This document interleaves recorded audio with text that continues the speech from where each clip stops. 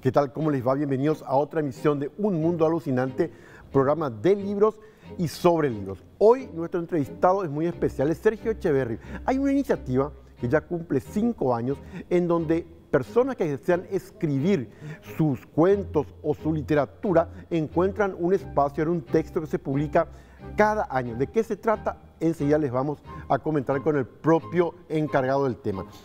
Comencemos nuestro recorrido por las bibliotecas. Biblioteca de la Universidad de Michigan. Atiendan bien, es la más grande y la más prominente de las bibliotecas de la Universidad de Michigan. Son la Biblioteca del Graduado, una colección de investigación primaria para la humanidad y ciencias sociales. Esta universidad o esta biblioteca del Graduado contiene más de 3.500.000 volúmenes, más de 10.000 revistas escritas en más de 300 lenguas. Les completo, además, que tiene publicaciones en lenguas asiáticas, orientales, manuscritos y colecciones especiales. Tiene más de 1.500.000 artículos en el microformato y una colección importante de referencia y fuentes bibliográficas. La biblioteca de la Universidad de Michigan les recomiendo especialmente. Y en nuestra sección de los párrafos a la pantalla grande, es decir, películas que se basaron en libros. Hoy la película Gente como Uno, Ordinary People. Esta película en particular, que nació a partir de un libro publicado en 1976. La película fue la primera dirigida por Robert Redford. Fue estrenada en 1980 y con Donald Sutherland y Mary Tyler Moore. El tema es una historia típica de una tragedia en una familia. Papá, mamá, 2 hijos. Un accidente, muere el hijo mayor. El hijo menor tiene que ir a tratamiento psiquiátrico porque cree que él es culpable de la muerte del hermano. Luego vuelve a la casa. Y ahí les dejo de contar porque es impresionante. Las reacciones son muy diversas ante el hijo que sobrevivió por parte de la mamá y por parte del papá. Una historia de hondo contenido psicológico. Gente como Uno, la película, reitero, del año 1980, dirigida por Robert Redford. ¿Y qué libros prefieren los paraguayos? Novelas románticas, historias reales. ¿Cuáles son los gustos? Acá está. Para ocio prefiero los románticos, ¿verdad? Pero me gustan más las realistas. ¿Qué libro estás leyendo o recomendás a las personas?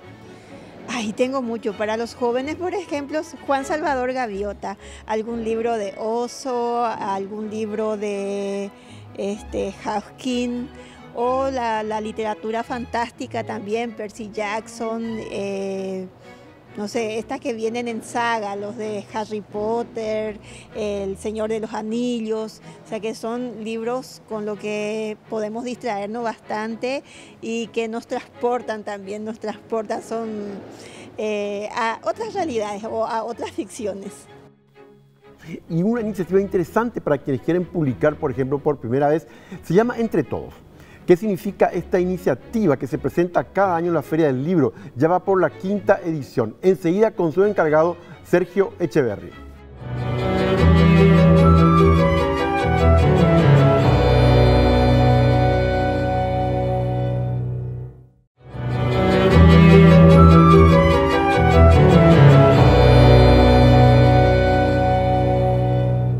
Lo que les prometía, Entre Todos.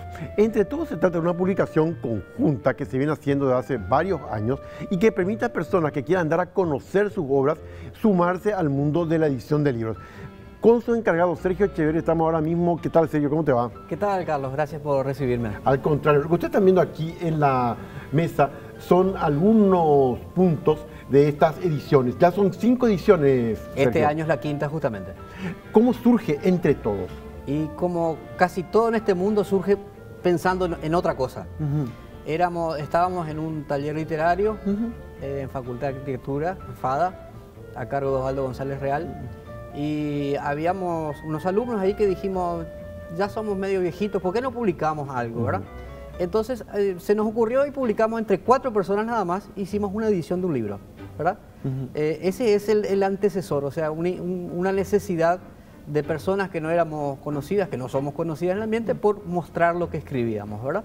Y este fue el primer libro, fue un libro que sacamos, éramos 5, salió, ¿verdad? Y al año siguiente se me ocurrió, digamos, que redoblar la apuesta. Y digo, ¿qué pasa si en lugar de hablar con mis conocidos, hago una convocatoria en Facebook? Y yo pensando juntar 8 o 10 locos más y hacer otra vez la misma, una publicación, ¿verdad? Y me llevé la sorpresa de que fue una andanada de personas que se comunicó para publicar. Y de hecho fue el primer libro entre todos, que se llamó Entre Todos porque no sabía que iba a haber más, que es este blanquito que está acá, ¿verdad? Ahí están los 24 autores que juntamos. Ya en la primera edición tuvimos 24 autores, ¿verdad? Y yo quedé asombrado, porque inclusive algunos quedaron afuera porque llegaron medio tarde y cosas así, ¿verdad? Y digo, mira qué bien, qué interesante, ¿verdad? Ahí había de todo, poemas, relatos, de todo tipo, porque yo no tengo filtro para eso, ¿verdad? Y después, al año siguiente, digo, bueno, vamos a hacer lo mismo en la Feria del Libro otra vez, ¿verdad? Y lanzamos Entre Todos Dos, que es el segundo, ¿verdad? El que tenés ahí con la máquina de escribir, ¿verdad? Que esa máquina la tengo yo en mi casa, de hecho. ¿De colecciones? Sí. Y ese año ya pegamos un salto y nos fuimos a 43 autores. ¿De 24 a 43? Sí. Y con la sorpresa que la gente ese año ya me llamaba a decir, ¿qué pasa que no sale todavía el libro? ¿Cuándo sale el libro? Y bueno, así que salió el 2, después salió el 3, que es aquel rojito con la tapa esa media extraña, que muchos me pelearon por esa tapa. Y ahí ya llegamos a más de 50 autores, ¿verdad? Y lo mismo en el 4, ya llegamos a más de 50 autores también, ¿verdad? Entonces, ¿cuál es la idea central? Sí. La idea central es que todo aquel que quiera haber publicado sus obras pueda publicar. Interesante. Por ejemplo, un joven, ponele de 17 años, que quiere publicar por primera vez sus poesías, ¿cuál sería el método para acercarse a ustedes? Se contacta conmigo a mi WhatsApp o a mi Facebook, ¿verdad? Tenemos también una fanpage y ahí contactamos y le explico, manda sus obras a un mail junto con una foto y una breve reseña de quién es, ¿verdad? No hay límite de edad, o sea, la más chica que tuvimos, autora en ese momento, tenía 14 años y hoy sigue publicando, una autora que ya tiene novelas escritas y todo, ¿verdad? O sea, no hay límite para arriba tampoco. Incluso te cuento algo muy emocionante que pasa, que eso por eso digo, este proyecto nació para una cosa y fue tomando la forma que quiso, ¿verdad? Por ejemplo, gente que me llamó un día y me dijo, yo quiero publicar la obra de mi papá que ya murió. Y publicó. El año pasado, también por ese lado, gente dice, mira, quiero publicar de mi hijo que murió o de mi abuelo que ya no está. Y se dio esas cosas que yo jamás pensé que se iban a dar, ¿verdad? Y otra sorpresa que me llevé es, yo primero había pensado que se iba a acercar gente como usted, como yo, ¿verdad? Más bien entraditos en edad, ¿verdad? Y que me iba a traer cosas viejas que tengan guardadas.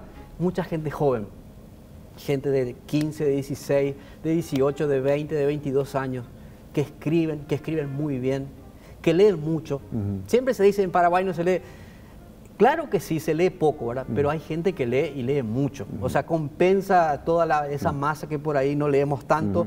Pero digo, aquí, en el primero, en el segundo, en el tercero, hay autores muy jóvenes de 24, 25 años que han leído más que yo, que tengo unos cuantos años más que ellos. ¿Y qué pasa con los autores? Vos me decías en un momento dado que ya algunos de ellos después inclusive pasan a publicar independientemente. Sí, hay gente ahí que publicó con nosotros, después hizo sus publicaciones. Hay gente que publicó solo y también publica con nosotros. Es más, en uno de estos libros publicó el gran maestro Osvaldo González Real, me mandó su obra y publicó. O sea, aquí hay gente desconocida y hay gente conocida también. Y decime una cosa, si vos tuvieras que mirar así en perspectiva, ¿qué tipo de material, qué temática sobre todo interesa a los que quieren publicar? Es muy variado, siempre la beta romántica siempre está, la poesía romántica o el relato, la prosa poética romántica siempre está. Y hay mucho de, ¿cómo decirlo?, de los aspectos trágicos también, ¿verdad? O sea, hay vivencias muy fuertes, ¿verdad? De gente que te cuenta historias de amor trágicas, ¿verdad? Algunas inventadas, otras quizás tengan alguna base real. Hay cosas, vivencias muy íntimas también que la gente vierte. O sea, es bastante variado. Aparte, incluso en uno de esos tuve que hacer una sección que era una sección erótica. Después ya no la pude seguir porque no recibí más, ¿verdad? Pero la gente es media reacia a escribir con su nombre la parte erótica. También hay gente que ha publicado con cosas eróticas, ¿verdad? O sea, es bien muy variado. Sí, aparte yo no tengo filtro. A eso te iba a preguntar, cuando te llega a vos el material, qué pasa a continuación? Bueno, Yo hago una especie de edición, pero muy liviana, porque o sea, no da el tiempo tampoco, ¿verdad? Hago más o menos una corrección de la parte ortográfica, algo de sintaxis, algo de concordancias y cosas así, ¿verdad? Y devuelvo, si da los tiempos, devuelvo para decir, mira, pasó esto, no sé qué te parece, más de ok, listo, ¿verdad? Pero no hay un filtro en cuanto a tema, por ejemplo. No hay un filtro en decir, esto está mal, no es publicable. Entiendo. Y es una discusión que hemos tenido con escritores en buena onda, ¿verdad? Sí. Por supuesto. Decir, mira, a mí me parece que está mal que vos publiques cosas de autores que no está bien pulido. Entonces digo, yo lo que priorizo es la necesidad de la gente de expresarse, claro. ¿Verdad? Reconozco que incluso yo he publicado y muchas cosas mías no están ni para publicarse en Facebook y yo las publico acá, ¿verdad? Yo priorizo esa necesidad de la gente de expresarse. ¿Están algunas para pulirse? Sí, no hay nada. Es más, algunas veces uno toma un libro de un autor reconocido y dice, acá hay un error, y bueno, y pasan errores y no están tan perfectas también. Acá también pasa lo mismo, ¿verdad? Pero qué interesante, la pregunta es la siguiente, cuando esto surge y se van desarrollando las colaboraciones, una pregunta que estará haciéndose la gente es, ¿y cómo se financian estos libros entonces? Bueno, ese es un problema grave porque cuando uno quiere publicar un libro solo tiene dos grandes inconvenientes. Uno, que hay que juntar una cantidad determinada de obras para llegar a unas 100, 120 páginas, ¿verdad? Y la otra es la parte económica, ¿verdad? La primera parte, como cada cual publica su página, está solventada, ¿verdad? Y el tema de la financiación es cada autor se hace cargo de la página o las páginas que utiliza. Por ejemplo, si Luisa Martínez tiene un cuento que tiene 5 páginas, ¿qué hace? Va a pagar por esas 5 páginas, nada más. Y se lleva algunos libros también. Entonces eso sí les permite a los que participan realmente editar. Claro. Porque solamente se encarga de sus 5 páginas. Claro. De pagarse a las 5 páginas. Exactamente. Entonces eso se suma y después ya da para hacer la edición del libro. Cuando vos me decís que te encontrás con sorpresas en términos de gente muy joven pero que leyó mucho, y se decía recién de que en Paraguay no se lee mucho justamente, ¿cuál es tu conclusión al respecto? ¿Qué pasa? Bueno, yo tengo la teoría, se dice que antes se leía más. Claro que sí, porque antes tampoco había otros entretenimientos, de hecho, ¿verdad? Yo creo que siempre fue una cosa de minorías leer, ¿verdad? No es que todo el mundo lea nunca en la historia de la humanidad, ¿verdad? Antes había solo eso, ahora tenemos otros métodos de expresión, que hay quienes escriben, yo a veces agarro Facebook y digo, este tipo cómo puede estar escribiendo gratis en Facebook, por ejemplo, ¿verdad? Sí. O en Instagram, lo que sea. Están las partes de video también, que mucha gente se expresa a través del video. Yo creo que hay mucha gente, porque aquel eslogan de la radio que decía la gran minoría, ¿verdad? Efectivamente. Que lee mucho y lee bien y piensa y escribe, ¿verdad? Son minoría en cantidad, pero yo creo que es importante la calidad de esa gente, ¿verdad? Porque, bueno, usted siempre lo dice, ¿verdad? El tema de cuando leemos y escribimos, pensamos y repensamos y criticamos, ¿verdad? Y yo creo que hay un montón de personas, incluso ahora hay gente que se autoedita con esas ediciones cartoneras, ¿verdad? Y se dan cosas muy buenas, muy buenas. No hay posibilidad de abarcar todo, ¿verdad? Pero hay cosas que salen muy bien, ¿verdad? Entonces yo disiento un poco. Claro que se lee poco, pero hay gente que lee mucho y que lee bien, ¿verdad? Incluso una anécdota. Un día había una convocatoria a hacer un curso una charla que iba a dar una autora conocida, René Ferrer, sobre algo de literatura, ¿verdad? Sí. Y yo fui medio a ver qué pasaba, ¿verdad? Había 200 chicos. No era que había 20 o 30. Yo pensé que iba a estar sentado cómodamente y no tuve lugar para entrar. Entonces digo, la pucha, hay una necesidad de leer, de escuchar, de aprender, ¿verdad? Y nosotros a veces lo menospreciamos, pero hay, ¿verdad? Hay que ver también la forma de facilitarle a esa gente que pueda no solo escribir, sino mostrar y encontrar sus pares. Esto, por ejemplo, es una buena manera porque de ahí quedaron relaciones. Como yo siempre digo, yo qué sé, entre las 50 personas hay gente que no va a coincidir en política, ni en economía, que va a tener plata, la otra va a ser pobre, que va a ser hetero y el otro homo, ¿verdad? Pero coinciden en esto, en escribir, en leer, ¿verdad? Y esto es lo importante, ¿verdad? Y otra reflexión que me ha quedado de este libro hasta ahora es la importancia de las redes sociales, que nosotros siempre tendemos a decir, las redes sociales están llenas de porquería, llenas de negatividad, llenas de insultos, llenas de agravios. Es cierto, hay, pero esto se hace en base a las redes. A eso te iba a preguntar, porque en el fondo acá emplear las redes sociales para este Claro, tipo. no hay otra manera. No hay otra manera, ¿verdad? No hay otra manera. O sea, tengo el apoyo, por ejemplo, de la biblioteca del CCPA, Sí. que me brinda un soporte de mostrarlo en su biblioteca y también Sí. en sus redes. Pero la gente se entera de esto por todo redes a través sociales. de las redes. Sí, es más, el día del lanzamiento es algo muy simpático. Yo Sí. sé que los lanzamientos de los libros siempre normalmente 1 o 2 personas sentadas acá Sí. y 8 o 10 del otro Sí. lado, ¿verdad? Que son los amigos, los parientes, exacto. ¿verdad? Si es un poco más famoso el que está de este lado, va a haber un poco más, ¿verdad? Este lanzamiento siempre es muy simpático porque hay 25 autores Claro. sentados, ¿verdad? Y del otro lado hay 100 personas. Claro porque que- cada uno trae a su amigo. Es cierto. Entonces el encargado de la biblioteca del CCPA me dice, esto que vos haces, dice, es muy raro porque un lanzamiento de un libro con tanta gente no es muy común. Y realmente no es muy común en Paraguay al menos. Claro. Y siempre logramos, claro, en base a que son muchos autores y viene mucha gente, ¿verdad? Entonces siempre el lanzamiento lo hacemos en la Feria del Libro. Justamente. Y ahora, ¿qué día lanzan este libro? Estamos ya en plena Feria del Libro. ¿Qué día, a qué hora? El 8 de julio, Ujú. si no tengo mal la Sí. hora, a las 19 horas. 8 de junio A las 19 horas. Sábado Sí. 8 de junio, 19 horas. Sí. En, por supuesto, la Feria Internacional del Libro, allí en el espacio del Centro de Convenciones del Shopping Mariscal. Exactamente, así mismo, así mismo. Para no perderse. Para y no que sigan perderse. muchas ediciones, Y Sergio. voy a esperar su obra. Por supuesto que Yo sí. sé que usted ya es un autor reconocido y todo, pero tiene que largarse. Voy a hacerlo sin ninguna duda con Sergio Echeverri. No se pierdan esto. El sábado 8 de junio a las 19 horas, el lanzamiento entre todos en la Feria Internacional del Libro en el Centro de Convenciones del Shopping Mariscal. Seguimos enseguida.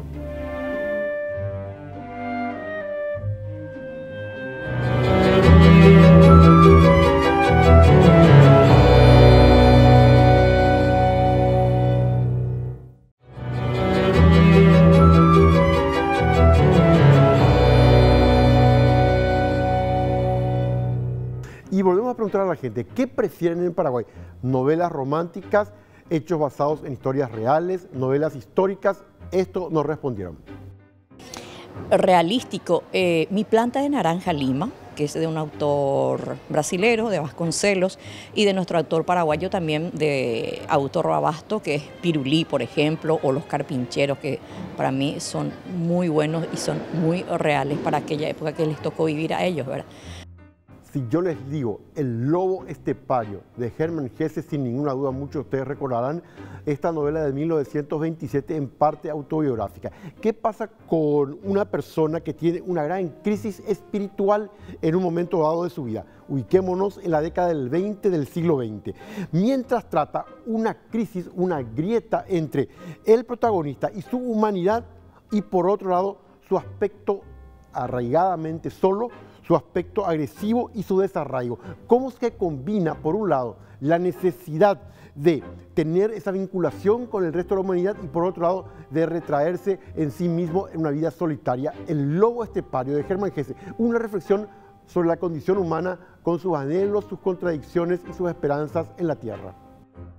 Y si yo les hablo de la Casa del Bicentenario, fíjense exactamente, Agustín Pío Barrios, se guardan los inicios de la música paraguaya, aquellos instrumentos y partituras que dieron vida a las canciones del gran maestro Agustín Pío Barrios. Visítenla.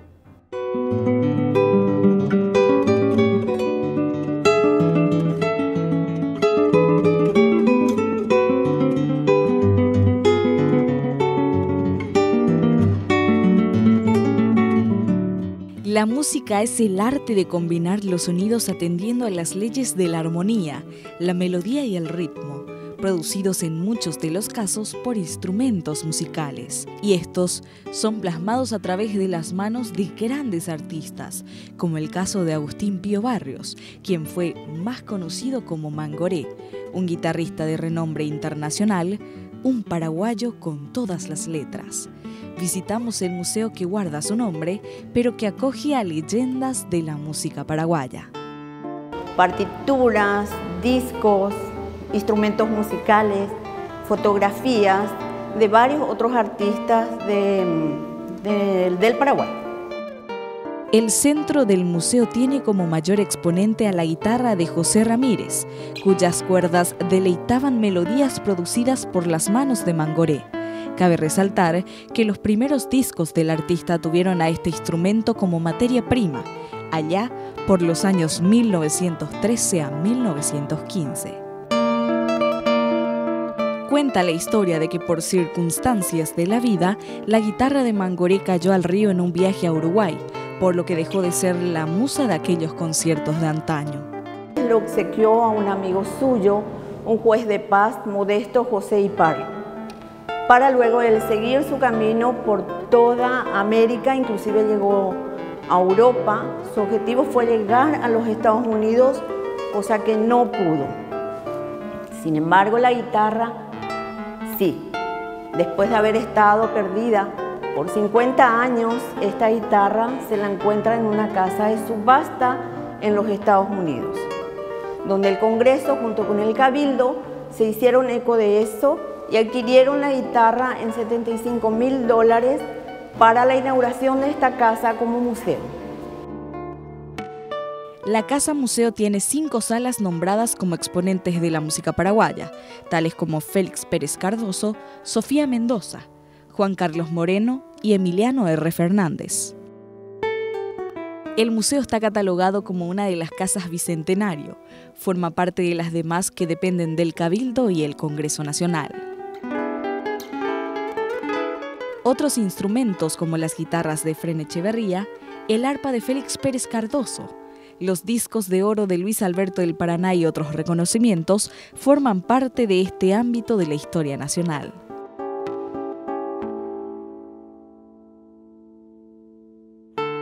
Las puertas de este templo musical están abiertas para todo público de lunes a viernes de 7 a 18 horas con acceso gratuito. La experiencia de conocer a los exponentes de la música paraguaya y aquellos instrumentos que los acompañaron en cada travesía nos remontan al inicio de la melodía.